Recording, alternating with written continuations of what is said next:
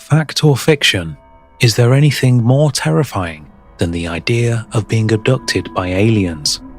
History is littered with such accounts, depicting scenes of horrifying experimentation. But what if some of these beings were benevolent, instead inviting us to learn from them? In 1980, one man may have been given that chance. Whether still on this planet or not, his disappearance has left us asking, what happened to Granger Taylor?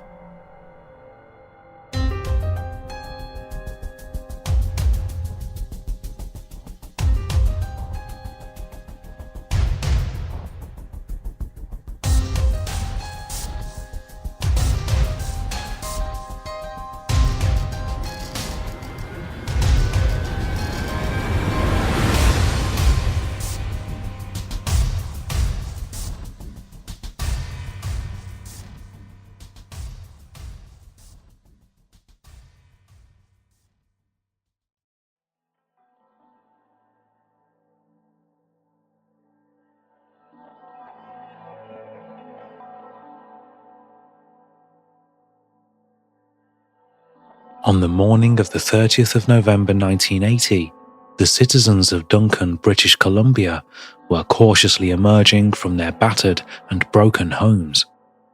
Fallen trees blocked roads, farm animals had escaped through smashed fences, and debris lay strewn across the landscape.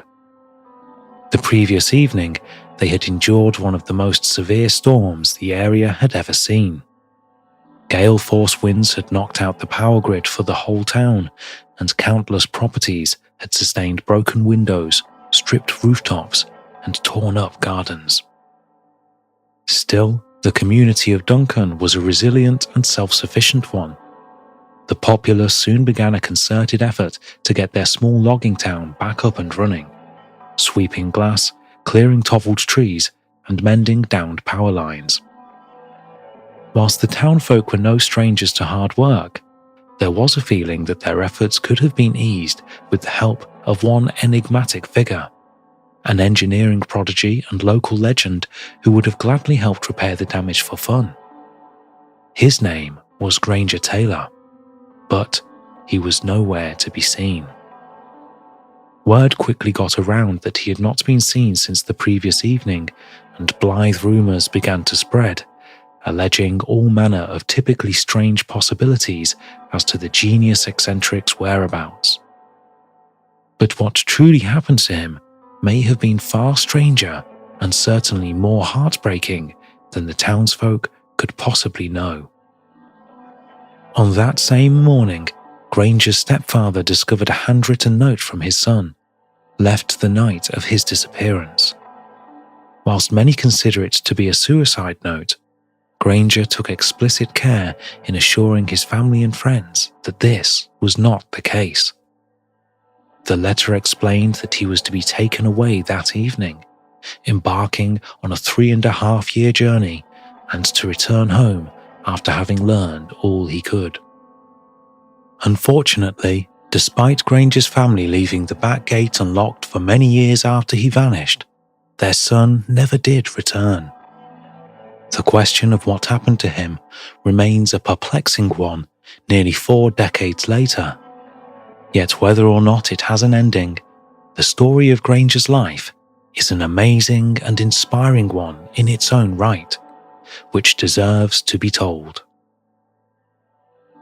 Granger Ormond Taylor was born on the 7th of October 1948 in Duncan, a small fishing town in British Columbia, Canada. Despite always having a close-knit and caring family, Granger's life began with tragedy when his father drowned in an accident at a waterside retreat on Horn Lake.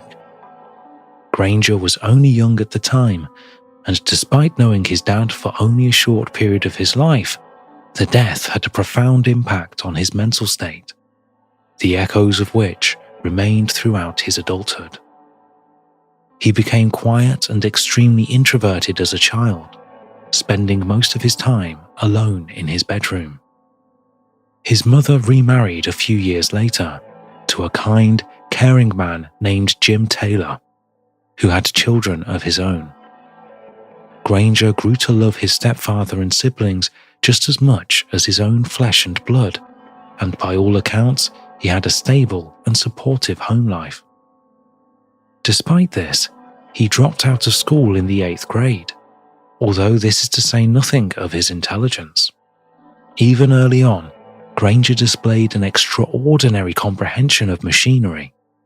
When after working for a year as a mechanic's apprentice, he built and restored a number of vehicles that even weathered experts had condemned as being beyond salvage. Firstly, as a 14-year-old, he constructed a fully functional one-cylinder car, now on display at the Duncan Forest Museum. He also built a working bulldozer at 17, which he would use to help neighbours with construction work. But the most impressive of all of Granger's rebuilds was an old locomotive. In 1969, when he was still in his early 20s, he happened upon an abandoned and decaying steam train which had at one time been used for transporting timber across British Columbia. The engine had rusted, it was full of holes, trees were growing through the chassis, the wheels had warped and seized up. Nevertheless, the young prodigy, described by his friend Bob Nielsen as an eccentric genius, worked on the machine tirelessly for nearly 2 years, forming panels from scratch and finally restoring the locomotive to its former glory. The province of British Columbia ended up purchasing it from him, and it was around this time that the people of Duncan really began to take notice. Locals affectionately dubbed the Taylor farm Sleepy Hollow Museum, having become somewhat of an attraction for the locals. Many of the children in the area enjoyed spending time with Granger, playing in the collection of vehicles and heavy machinery that were amassing on the property. For years, he amused himself working on project after project. However, like anybody who masters a discipline to the point that they are no longer challenged, he eventually became fatigued with working on trains and cars, instead turning his attention to the skies. He became interested in flight as an adult, earning his pilot's license and restoring a decrepit World War II Kitty Hawk fighter to full working order, which he later sold for $20,000. He had, in fact, amassed a respectable sum of money from his projects, buying scrap for cheap and selling the finished vehicles to wealthy collectors and state services. But Granger had little use for his earnings besides feeding his hobby. He never expressed a desire to move away, to start a family of his own, to do anything besides stay at his parents' farm and tinker away all day in the garage. It was likely that this ceaseless drive for knowledge fueled Granger's eventual interest in UFOs. He had conquered every discipline that conventional machines had presented, and so it was only natural for him to seek a worthy challenge from beyond the realm of human knowledge. His interest quickly developed into an obsession. He spent days alone studying, attempting in vain to comprehend how alien craft were able to perform the fantastical aerial feats that had been reported not only worldwide, but in his own community. On New Year's Eve of 1969, mere miles from the Taylor home at the Cowichan District Hospital, 3 nurses and a handful of patients claimed to have seen a large Saturn-shaped UFO hovering 60 feet from their window, beginning a spate of sightings in the area. It is extremely likely that these high-profile cases occurring in Granger's neighborhood during his formative years would have had a profound impact on his interests as an adult. But regardless of what spurred his new obsession on, it was clear that this challenge would be unlike any others. He had lived his whole life with an uncanny ability to learn about and understand anything he put his mind to. But the enigma of supposed extraterrestrial propulsion systems was proving to be too much of a task. Granger had used his impressive abilities to construct a life-size replica of an alien craft at the bottom of his garden, made from spare satellite dishes and scrap metal. He fitted the ship with a wood-burning stove, a couch and a television, spending long hours in his effectual home away from home, often sleeping there as he studied. Granger had amassed a large collection of literature detailing the eyewitness accounts of UFOs and the writings of those who hypothesized and claimed to know the secrets of their abilities. This did not aid Granger's investigation, however, as the books fundamentally boiled down to uncorroborated testimony and pseudoscience. As with most gifted individuals, hitting such a brick wall would have likely deterred their interests, causing them to go cold on a subject and eventually give up completely. But for Granger, something ethereal, be it fate or something altogether more tangible, reached out to him. He would allegedly go on to receive a message from beyond the stars. Whenever Granger would go out socially, the topic of UFOs was never far from his mind. He frequently brought up his research in conversation with friends. However, one evening whilst meeting up with lifelong companion Bob Nielsen, Taylor confided to him that during one of his periods of self-imposed isolation, he had been contacted telepathically by an extraterrestrial intelligence. He could not see who the beings were, only hear their voices in his mind. Of course, Nielsen was skeptical, but humoured his friend all the same. Granger stated that he would go on to have many more conversations in which he would ask questions about how their crafts manoeuvred, being told only that the secret was related to magnets. In October 1980, an elated Granger announced to Nielsen that he had been invited on a trip through the galaxy. Again, his friend played along, assuming it was merely a bad dream or some other manifestation of his well-established eccentricity. As a result, he and his friends embarked on a raucous night out, as a sort of going-away party, despite none of them having any doubt that they would still find Granger tinkering away in his garage long after his arranged date of departure had been and gone. Unfortunately, this would not be the case. Just 1 month later, on November 29th, the town of Duncan was under a severe storm warning. Despite this, at 6 p.m, Granger entered Bob's Grill, a diner at which he was a regular patron.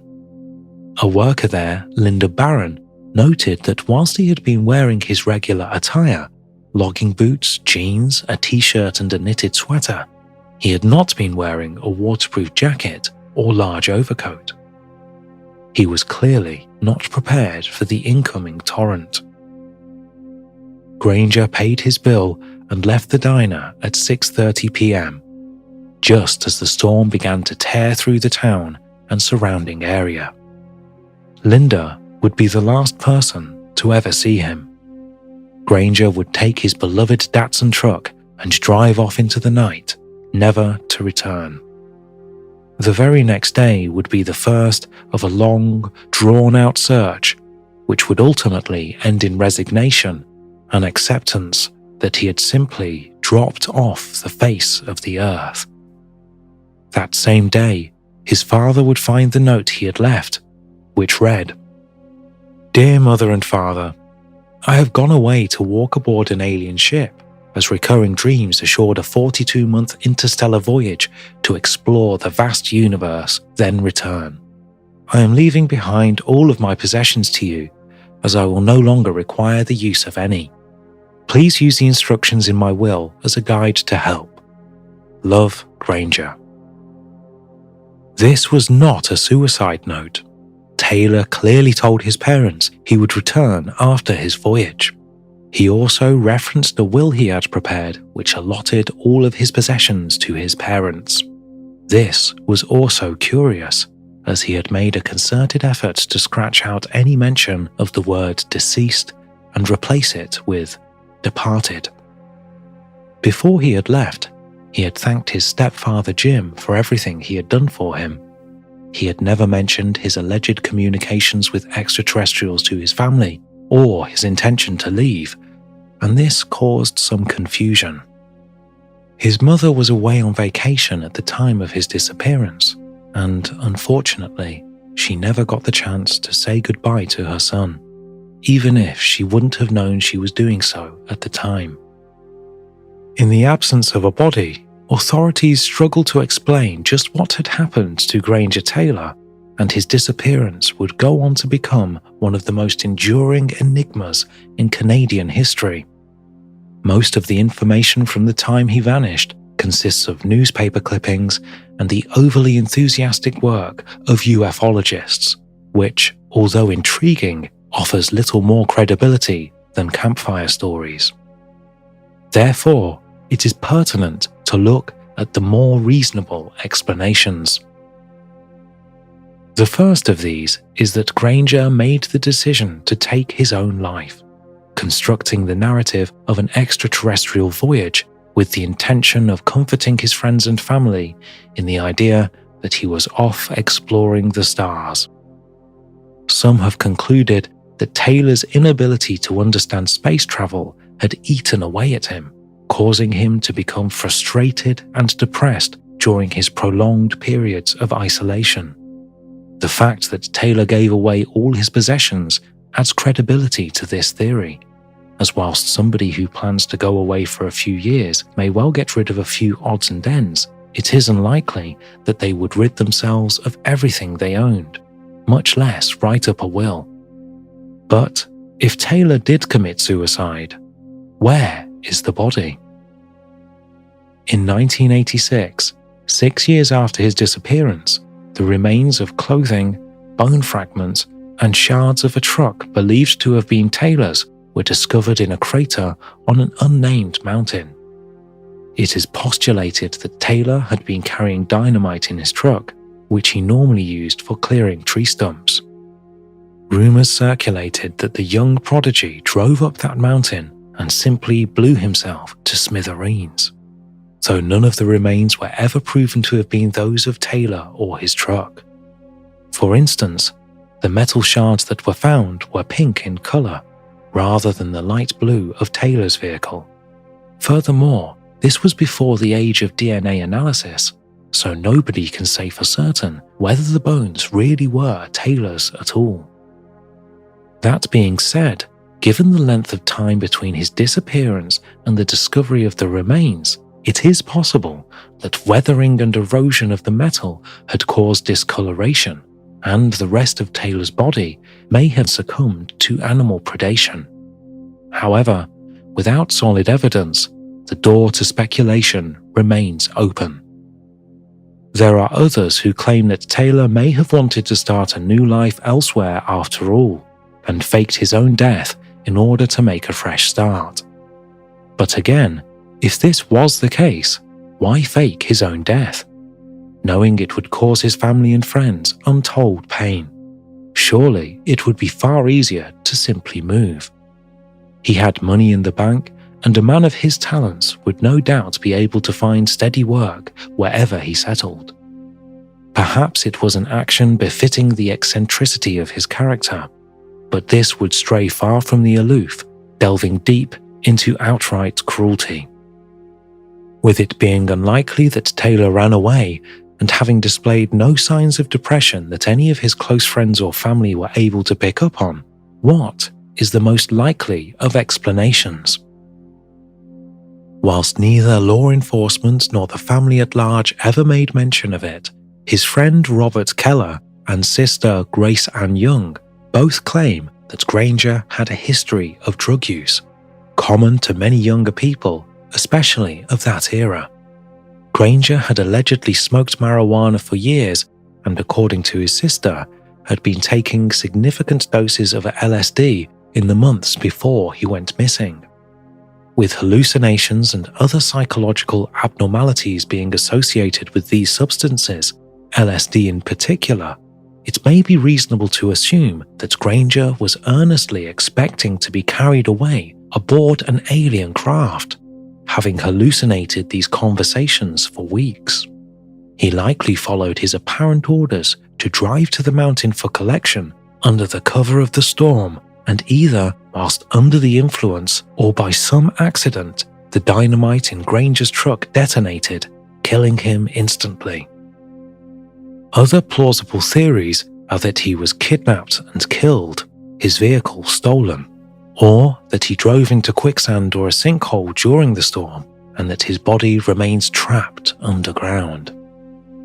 On the other hand, whilst an accident may be the most likely explanation, we can't rule out that Taylor did in fact have a supernatural experience beyond our understanding, one that he bravely did not shy away from, instead greeting it with open arms as another challenge to be faced, as he had done his whole life.